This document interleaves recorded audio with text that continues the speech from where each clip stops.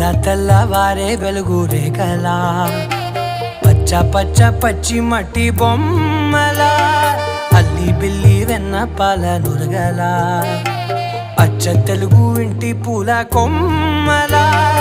దేవదేవుడే పంపగా ఇలా దేవతే మా ఇంట అడుగే పెట్టెనంట బ్రహ్మ కళ్ళలో కాంతులే మా అమ్మలా మా కోసం మళ్ళీ లాలి పాడేనంట